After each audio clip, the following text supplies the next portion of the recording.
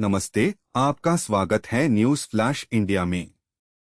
आज की प्रमुख खबरें दुनिया भर से आ रही हैं, जिनमें स्पेन मोरक्को सीमा पर तनाव और क्रिकेट जगत की बड़ी खबरें शामिल हैं। स्पेन और मोरक्को की सीमा पर एक बड़ा हादसा हुआ है, जहां हजारों लोग तैरकर सीमा पार करने की कोशिश कर रहे थे। इस दौरान 34 लोगों की मौत हो गई। यह घटना स्पेन के नियंत्रित पूर्वी प्रायद्वीप सेलाह में हुई, जहां बड़ी संख्या में लोग सीमा पार करने के लिए एकत्र हुए थे।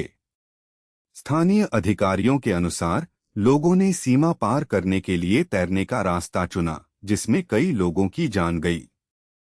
इस घटना के बाद से सीमा पर सुरक्षा बढ़ा दी गई है और जांच शुरू कर दी गई है। यह घटना एक बड़े मानवीय संकट को दर्शाती है, जिसमें लोग अपनी जान जोखिम में डालकर सीमा पार करने की कोशिश कर रहे हैं। भारत दुनिया की तीसरी सबसे बड़ी अर्थव्यवस्था बनने के लिए तैयार है, जबकि अमेरिका आर्थिक मंदी के डर से जूझ रहा है। यह जानकारी एक हालिया रिपोर्ट में सामने आई है, जिसमें बताया गया है कि भारत की आर्थिक वृद्धि दर 7% से अधिक हो सकती है।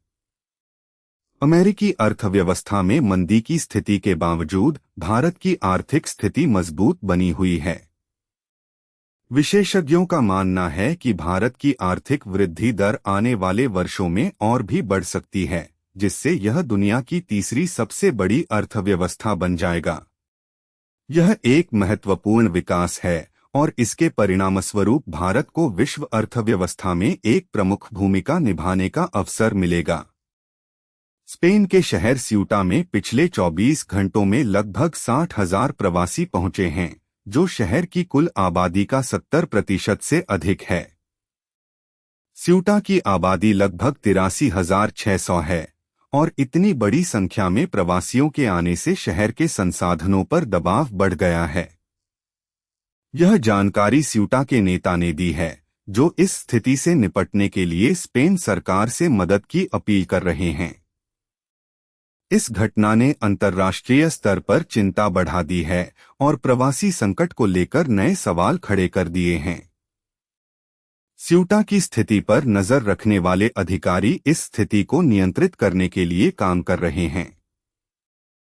एलिस एआई ने गुरुवार को $10 मिलियन के बीज निवेश के साथ अपनी गुप्त योजना की घोषणा की। यह निवेश रिपीट फाउंडर रयान विलियम्स द्वारा किया गया है। एलिस एआई एक ऐसा स्टार्टअप है जो निजी क्रेडिट प्रबंधकों के लिए आर्टिफिशियल इंटेलिजेंस समाधान प्रदान करता है। यह निवेश एलिस एआई को अपनी तकनीक को और विकसित करने और निजी क्रेडिट प्रबंधन उद्योग में अपनी पहुंच बढ़ाने में मदद करेगा।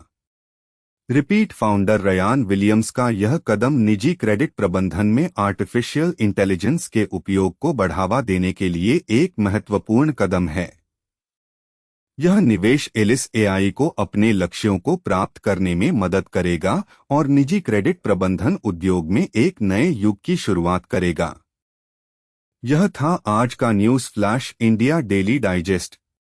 ताज़ा खबरों के लिए हमारे चैनल को लाइक करें, सब्सक्राइब करें और नोटिफिकेशन बेल दबाएं। जानकारी में रहें, आगे रहें। फिर मिलेंगे।